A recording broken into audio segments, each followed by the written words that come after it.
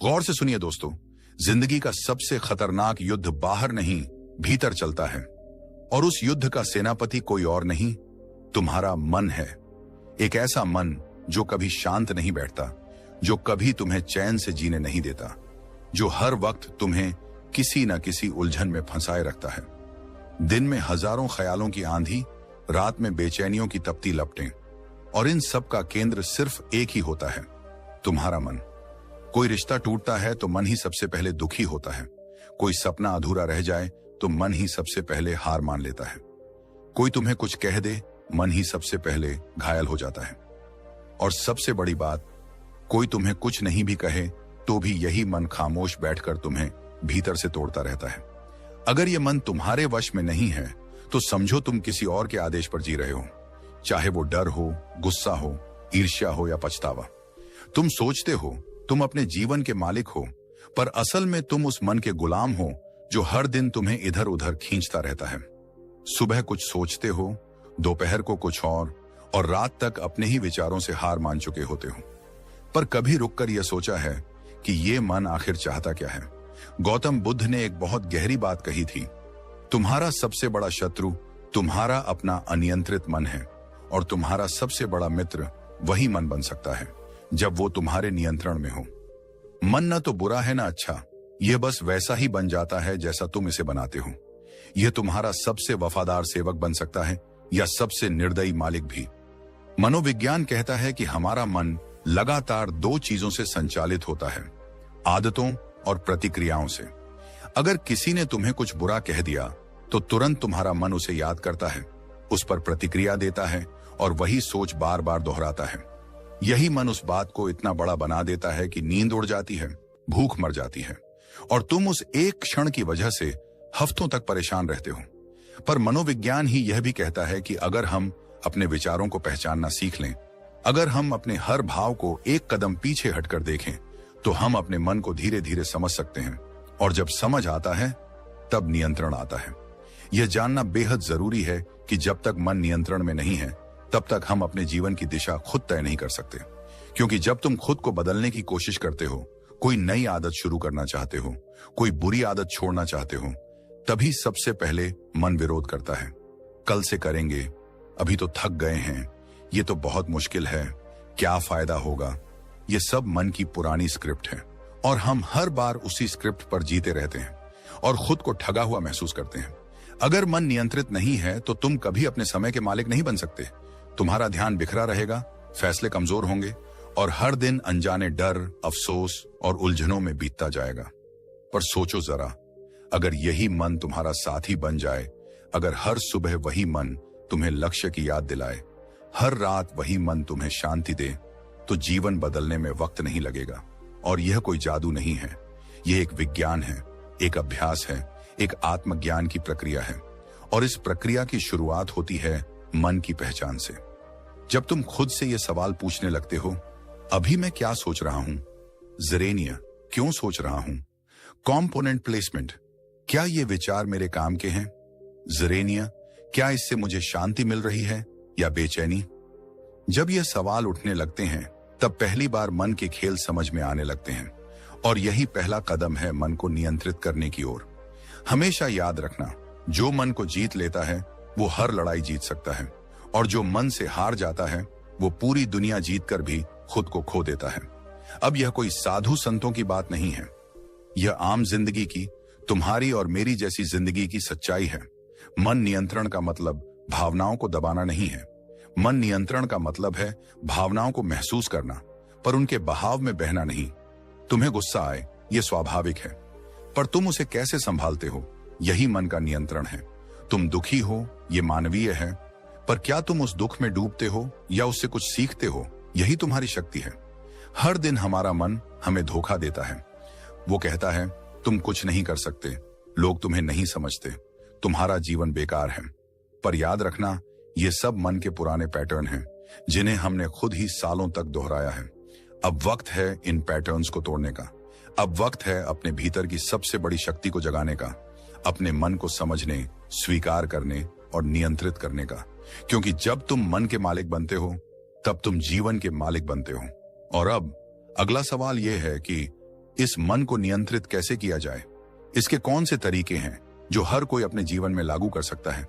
ऐसे कौन से अभ्यास हैं जो इस बेचैन मन को शांत कर सकते हैं? बस अब यहीं से हमारी अगली यात्रा शुरू होगी। जरूरत से ज्यादा सोच लेना, छोटी बातों को दिल पर ले लेना, हर समय मन का अस्थिर रहना, ये सब आज की दुनिया की सबसे बड़ी बीमारियां बन चुकी हैं। और इनका इलाज कहीं बाहर नहीं, हमारे अंदर ही है, हमारे अपने मन में। एक बच्चा जब छोटा होता है तब वह बाहर की दुनिया को नहीं, अपने मन की दुनिया को ही सबसे पहले पहचानता है। वह हर चीज को महसूस करता है, हर प्रतिक्रिया को भीतर तक जीता है। लेकिन जैसे जैसे वह बड़ा होता है, दुनिया उसे सिखा देती है कि बाहर क्या अच्छा है, क्या बुरा है, पर कोई उसे ये नहीं सिखाता कि भीतर क्या चल रहा है और उस भीतर को कैसे संभालना है। वही भीतर का हिस्सा, वही मन, उसकी सबसे बड़ी चुनौती बन जाता है।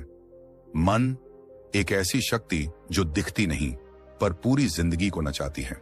मन एक ऐसा साथी जो हर वक्त हमारे साथ है, पर कई बार ऐसा लगता है जैसे वह खुद हमारा दुश्मन बन बैठा हो।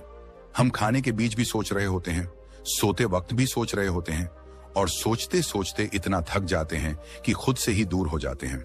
और ये सब कुछ बिना किसी बाहरी कारण के सिर्फ हमारे अनियंत्रित मन की वजह से होता है। मन को अगर ठीक से समझा ना जाए तो वह जीवन को जहन्नुम बना सकता है, पर अगर उसे समझ लिया जाए तो वही जीवन को स्वर्ग जैसा अनुभव दे सकता है। गौतम बुद्ध ने एक बार कहा था, मन ही सब कुछ है, जैसा तुम सोचते हो वैसे ही बन जाते हो। और यह बात आज की मनोविज्ञान की दुनिया भी स्वीकार करती है। वैज्ञानिक कहते हैं कि हम दिन भर में लगभग 60,000 विचार सोचते हैं, और उनमें से ज्यादातर वही होते हैं जो हमने कल भी सोचे थे। यानी हमारा मन एक ही पुरानी स्क्रिप्ट को दोहराता है। डर, चिंता, अपराध बोध, गुस्सा, तुलना, असुरक्षा। अब सोचो, जब तुम्हारा मन हर दिन वही पुराने डर, वही चिंताएं दोहराता रहेगा तो नया क्या बनेगा? मन की यही जाल सबसे खतरनाक है। कई लोग बाहर से बहुत सफल दिखते हैं, अच्छा करियर, पैसा, रिश्ते, पर भीतर से टूटे हुए होते हैं, क्योंकि उनका मन हर वक्त उन्हें अतीत की गलियों में घसीटता है या भविष्य की अनिश्चितता में डुबोता है। उन्हें न आज का सुकून मिलता है, न कल की तैयारी करने की शक्ति। इस मन के कारण ही एक साधारण गलती पहाड़ बन जाती है। किसी ने एक ताना मारा और वह मन में चुभ गया। दिन बीता, साल बीत गया, पर वह बात अभी भी भीतर चल रही है। कभी कभी मन इतनी गहराई में उतर जाता है कि इंसान को लगता है, मैं कुछ नहीं कर सकता, मेरे साथ ही क्यों होता है, मैं ठीक नहीं हूं। यह सब सिर्फ इसीलिए होता है क्योंकि हमने कभी यह नहीं सीखा कि मन को चलाना कैसे है। हमने कभी ध्यान नहीं दिया कि मन को हम कैसे दिशा दें, कैसे उसे साथी बनाएं। मनोविज्ञान कहता है, हमारा मन तटस्थ है, वह वैसा ही बन जाता है जैसा हम उसे सिखाते हैं। अगर हम उसे डरना सिखाएं, वह डरने लगता है। अगर हम उसे शांत रहना सिखाएं, वह शांत हो जाता है। अगर हम उसे सतर्कता और चेतना के साथ जीना सिखाएं, तो वह हमारे पक्ष में काम करने लगता है। लेकिन दिक्कत यह है कि हम मन से बातें नहीं करते, हम उसे आदेश नहीं देते, बल्कि हम उसे खुला छोड़ देते हैं और वह हमें जहां चाहे वहां ले जाता है। इसका नतीजा यह होता है कि हमारी जिंदगी एक ऐसे ड्राइवर के हवाले हो जाती है जो नशे में है, जो कभी भी किसी भी दीवार से टकरा सकता है। और जब टकराता है तो हम कहते हैं, नसीब खराब था, दुनिया बुरी है, मेरे साथ ही ऐसा क्यों हुआ। सच्चाई यह है कि जब मन नियंत्रण में नहीं होता, तब हम हर चीज को गलत देखना शुरू कर देते हैं। हम अपनों की अच्छाइयों को नजरअंदाज कर देते हैं, हर बात में शक ढूंढते हैं, हर निर्णय में डरते हैं और हर खुशी को महसूस करने से पहले सोचने लगते हैं, क्या यह ज्यादा देर टिकेगी। मन अगर कंट्रोल में न हो तो इंसान अपनी ही सोच से बीमार हो सकता है। तनाव, डिप्रेशन, घबराहट, ये सब मानसिक बीमारियां हैं जिनकी जड़ में अनियंत्रित विचार ही होते हैं। अब एक सच्ची कहानी सुनो।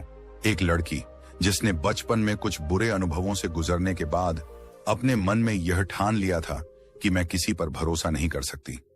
उसने पढ़ाई की, नौकरी की, अपने पैरों पर खड़ी हुई, पर हर रिश्ते में उसे डर लगता रहा।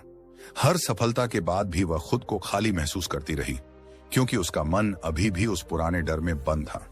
उसे लगता था, अगर मैं थोड़ा और अच्छा बन जाऊं तो लोग मुझे अपनाएंगे। पर वो थोड़ा और अच्छा कभी पूरा नहीं हुआ, क्योंकि मन की भूख कभी खत्म नहीं होती जब तक तुम उसे पहचान कर नहीं रोकते।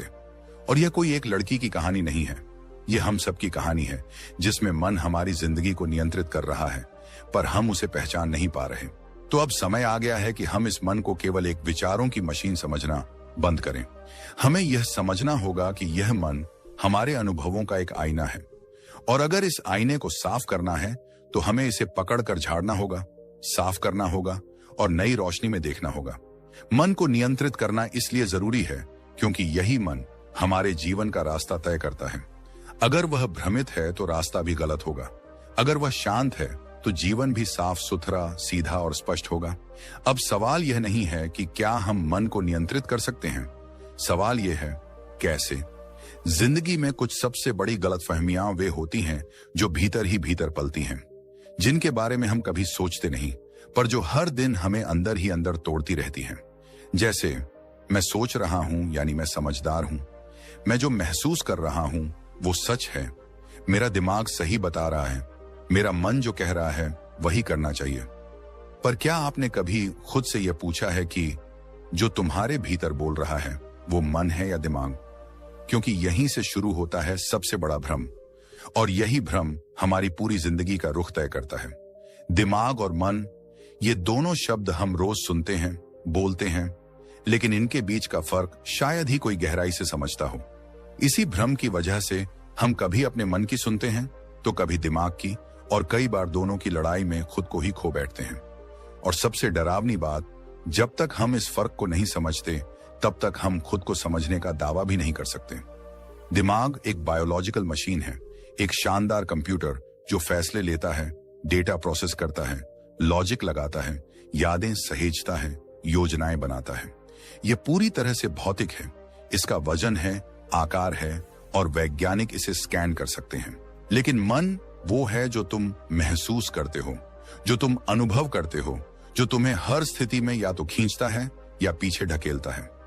यह मन उस कंप्यूटर का सॉफ्टवेयर है, अदृश्य पर हर पल सक्रिय। दिमाग कहेगा इस काम से फायदा है, मन कहेगा मुझे डर लग रहा है। दिमाग कहेगा इससे बात करो, मन कहेगा उसने मुझसे पहले बात नहीं की थी। दिमाग कहेगा नया कुछ सीखो, मन कहेगा कहीं मैं फेल ना हो जाऊं।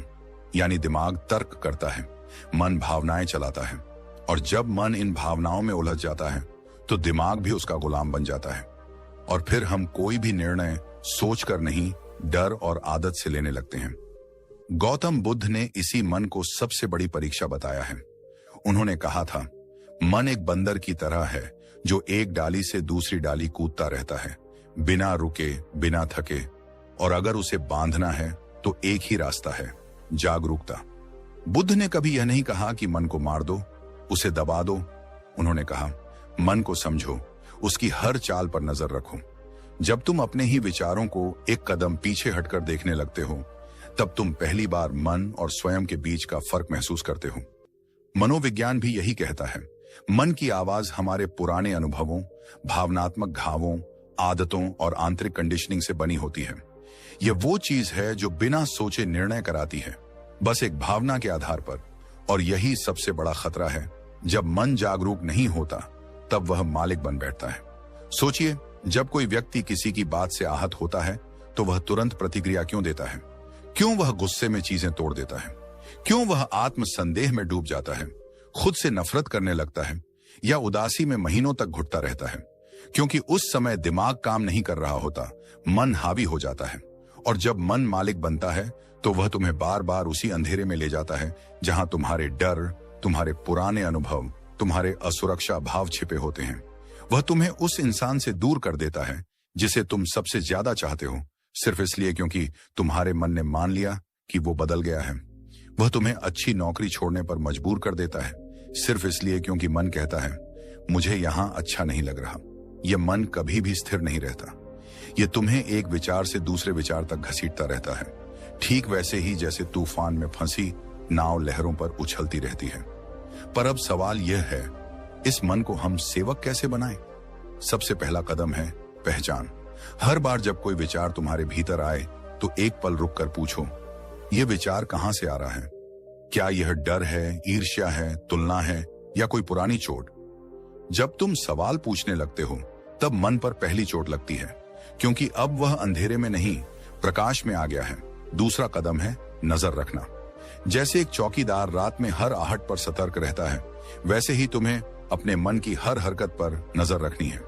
तुम्हें देखना है कि कब वह पुरानी बातें दोहराने लगता है, कब वह तुम्हें खींचकर अतीत में ले जाता है, कब वह तुम्हारे फैसलों में बाधा बनता है। तीसरा कदम है दूरी बनाना। जब भी कोई विचार आए तो उससे तुरंत जुड़ मत जाओ। उसे थोड़ा देखो, समझो, फिर फैसला करो। क्या यह मेरे लिए जरूरी है? क्या यह विचार मुझे मदद कर रहा है या नुकसान? यह प्रक्रिया आसान नहीं है, पर यह संभव है। गौतम बुद्ध ने कहा था, तुम वो नहीं हो जो तुम सोचते हो, तुम वो हो जो सोच को देख सकता है। जब तुम सोच को देखने लगते हो तो तुम मन के गुलाम नहीं रहते। तुम उस आत्मा के संपर्क में आते हो जो शांत है, स्थिर है और सब कुछ देख रही है। आज तुम्हारा मन मालिक बना है, क्योंकि तुमने उसे बिना जिम्मेदारी की आजादी दे दी है। तुमने कभी उसे रोका नहीं, टटोला नहीं, परखा नहीं। अब समय है कि तुम उसे उसके असली स्थान पर लाओ, एक सेवक के रूप में जो तुम्हारी सेवा करे, तुम्हें निर्देश न दे, ताकि जीवन फिर से अपने हाथों में आए, ताकि हर सुबह स्पष्टता से भरी हो, हर रात शांति से। और इस सफर की शुरुआत होती है अपने मन की पहचान से, मन को दिशा देने से, और फिर मन को नियंत्रित करने की कला सीखने से। हर इंसान के जीवन में एक समय ऐसा जरूर आता है जब वह खुद से यह सवाल पूछता है, आखिर मेरा मन इतनी आसानी से क्यों भटक जाता है? जब सब कुछ ठीक चल रहा होता है तब भी मन बेवजह अशांत क्यों हो जाता है? जब हमें आगे बढ़ना चाहिए तब यही मन डर और संदेह के बहानों में हमें रोकने लगता है। और सबसे ज्यादा दर्द तब होता है जब सब कुछ हमारे पास होते हुए भी हमारा मन हमें अधूरा महसूस कराता है। असल में मन एक ऐसा तूफान है जो हर वक्त भीतर बह रहा होता है, और अगर उसे दिशा ना दी जाए तो वो बाहर की हर चीज को उड़ा देता है। रिश्ते, करियर, आत्मसम्मान, सपने, सब कुछ। हम सोचते हैं कि जिंदगी हमारे बाहर के हालात से बिगड़ती है, लेकिन सच्चाई ये है कि जिंदगी सबसे पहले हमारे अंदर के हालात से बिगड़ती है। और जब अंदर का मन संभला नहीं होता तब बाहर की कोई भी चीज, न प्यार, न पैसा, न पद, हमें शांति नहीं दे पाती। गौतम बुद्ध ने कहा था, तुम जितना अपने मन पर विजय पाओगे उतना ही तुम संसार के दुखों से मुक्त हो जाओगे। उनका पूरा जीवन इसी एक बात के इर्द गिर्द घूमता है। मन को समझो, उसे स्वीकार करो और फिर उसे अपने पक्ष में इस्तेमाल करना सीखो। अब सवाल उठता है, हम ये कैसे करें? मन को नियंत्रित करने के लिए कोई चमत्कारिक उपाय नहीं है। यह एक अभ्यास है, एक यात्रा है जो आज शुरू की जा सकती है। और इसके लिए 5 ऐसे तरीके हैं जो अगर ईमानदारी से अपनाए जाएं तो कोई भी व्यक्ति अपने मन को ऐसा साथी बना सकता है जो जीवन को संवार दे, संजो दे और सशक्त बना दे। लेकिन मन वो है जो तुम महसूस करते हो, जो तुम अनुभव करते हो, जो तुम्हें हर स्थिति में या तो खींचता है या पीछे ढकेलता है। यह मन उस कंप्यूटर का सॉफ्टवेयर है, अदृश्य पर हर पल सक्रिय। दिमाग कहेगा इस काम से फायदा है, मन कहेगा मुझे डर लग रहा है। दिमाग कहेगा इससे बात करो, मन कहेगा उसने मुझसे पहले बात नहीं की थी। दिमाग कहेगा नया कुछ सीखो, मन कहेगा कहीं मैं फेल ना हो जाऊं। यानी दिमाग तर्क करता है, मन भावनाएं चलाता है, और जब मन इन भावनाओं में उलझ जाता है तो दिमाग भी उसका गुलाम बन जाता है। और फिर हम कोई भी निर्णय सोचकर नहीं, डर और आदत से लेने लगते हैं। गौतम बुद्ध ने इसी मन को सबसे बड़ी परीक्षा बताया है।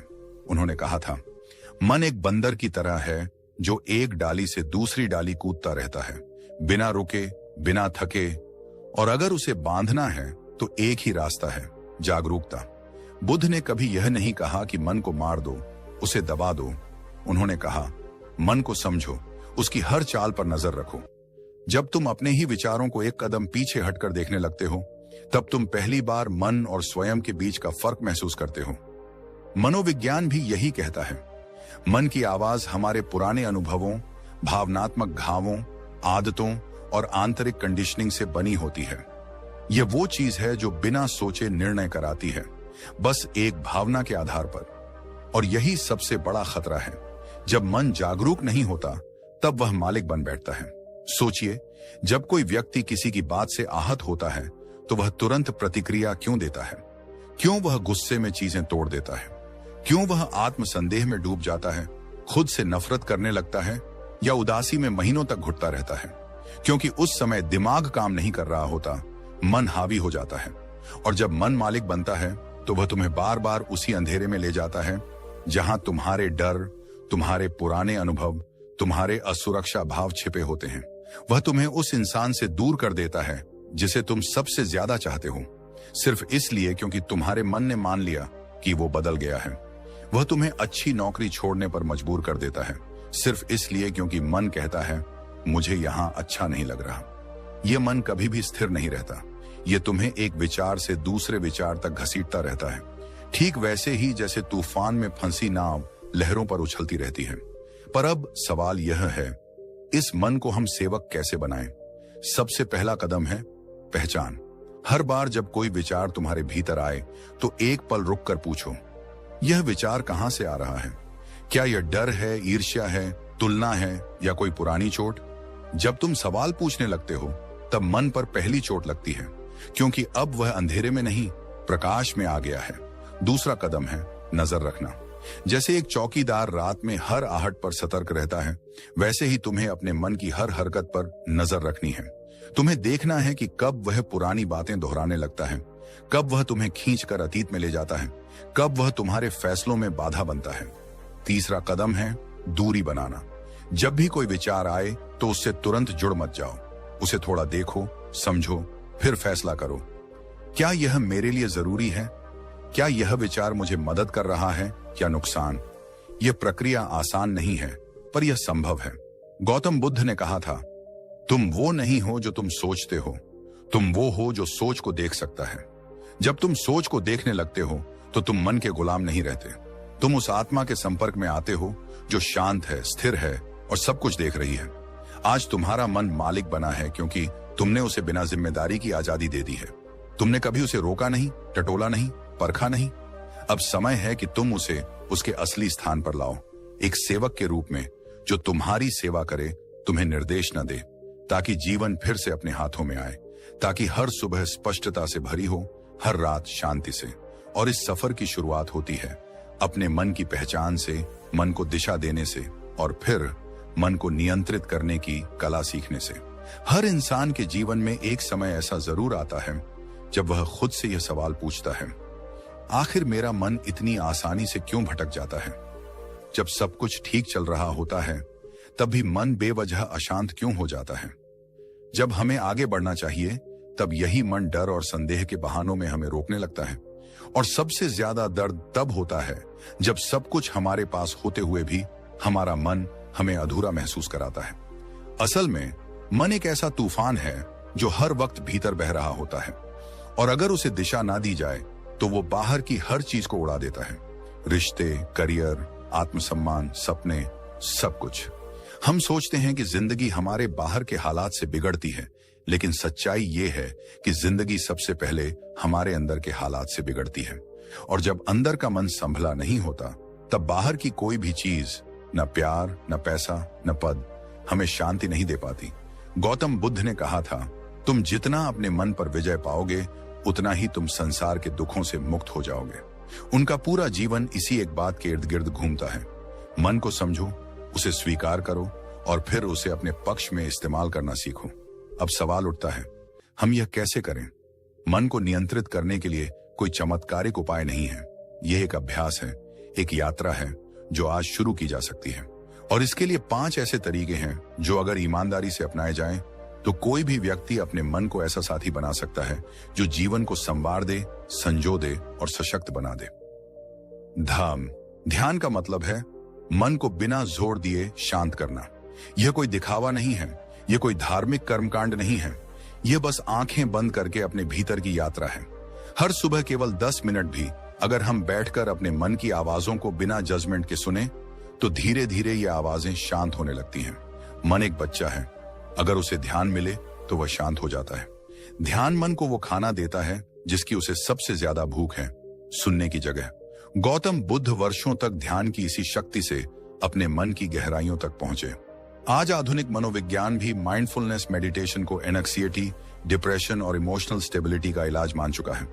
दूसरा तरीका है अपनी सोच को लिखना। जब हम विचारों को सिर में घूमने देते हैं तब वो और उलझते हैं, पर जब हम उन्हें कागज पर उतारते हैं तो हमें पता चलता है कि कौन से विचार सच्चे हैं, कौन से सिर्फ डर हैं? हर दिन सुबह उठते ही या रात को सोने से पहले सिर्फ 5 मिनट अपने मन के विचारों को लिखिए। मैं आज कैसा महसूस कर रहा हूं? जरेनिया, किस बात ने मुझे सबसे ज्यादा परेशान किया? जरेनिया, इन सवालों के जवाब लिखना शुरू करिए। आपका मन खुद ब खुद हल्का और साफ होने लगेगा। मनोविज्ञान इसे कॉग्निटिव अनलोडिंग कहता है, एक मानसिक सफाई प्रक्रिया। तीसरा तरीका है सांस पर ध्यान देना। आप जब बहुत परेशान होते हैं तो आपकी सांस तेज हो जाती है।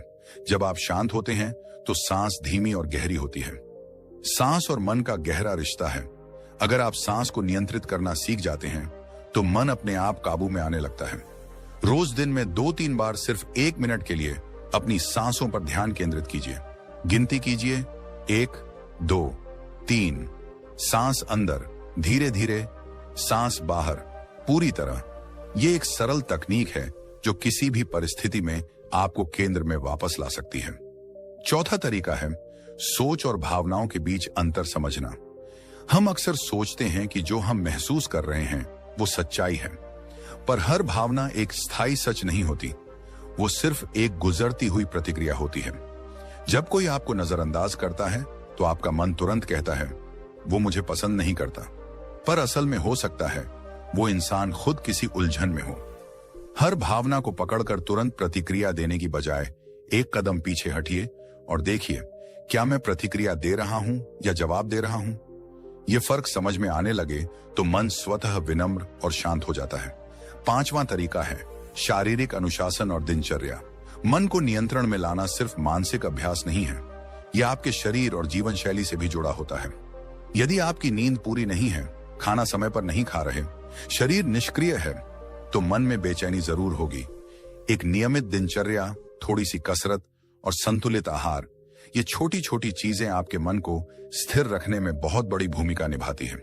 मनोविज्ञान कहता है कि physical routine creates mental rhythm, यानी एक नियमित दिनचर्या से आपके भीतर स्थिरता आती है। इन 5 तरीकों को अगर आप अपने जीवन में जगह देना शुरू करें तो धीरे धीरे आपको महसूस होगा कि जो मन पहले हर पल भटकता था अब वह सुनने लगा है। जो पहले भागता था अब वह बैठने लगा है। जो पहले तुम्हें चलाता था अब वह तुम्हारा निर्देश मानता है। मन को नियंत्रित करना एक कला है जो अभ्यास से आती है, आत्मज्ञान से आती है।